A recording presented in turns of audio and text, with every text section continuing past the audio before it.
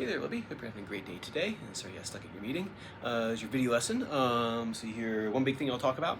And at the end of that one big thing, if you have a question or want me to look at anything, feel free to shoot a message or video over if you want me to take a look at it, and I'll be more than happy to make comments.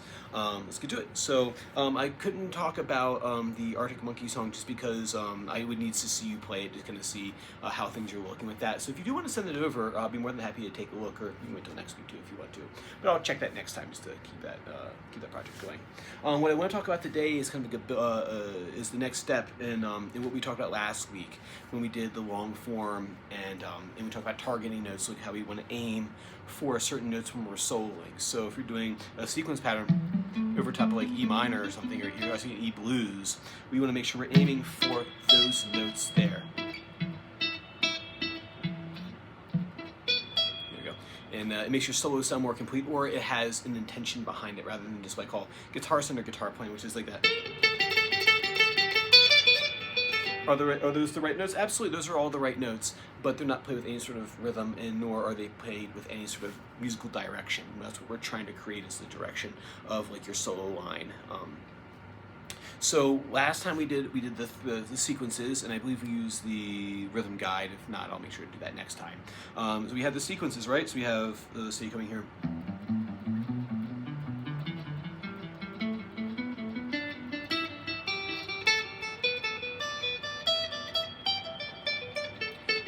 Connect to that box right there too.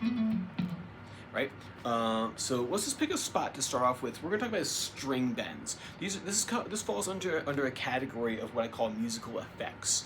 I can only play sequences for so long before it starts getting boring, right? I can maybe play, if I just did it real quick,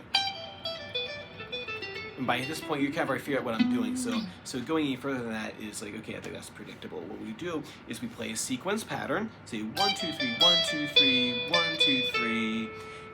And then we throw in what I call a musical effect. So I do 2 to 4 sequences, and then I'll throw in a musical effect, and that's something that I use to break the sequence pattern. One of the techniques I use to break a sequence pattern.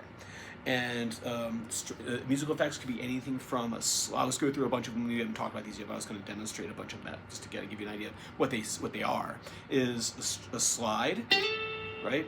A hammer-on, pull off, right? Upper downward slide, reverse of that, right? Hammer on pull off, a trill, right? There's any number of these different effects. That's just a couple of them. And one time I wrote out, I think I got like a page or so, like 2 columns of like different guitar effects that you can do. There's a lot out there. So the one guitar effects I'm going to talk about now is, I think, one of the most fun ones. It's called string bending. So we're going to take the string and bend the string up to another pitch. Before we can start talking about that, what string bend is doing, it is literally shortening the length of the string. And there's something called intervals. Intervals are musical distance from one note to another note. So say, for example, if I go here on my 6th string and I play this note A, and I go up 1 fret, that is a distance I covered sound-wise, and on my guitar too. So when I play this A to this A sharp right here, I have traversed what's called a half step, right? So here is a half step. And if I do 2 of those, if I do 2 half steps in a row,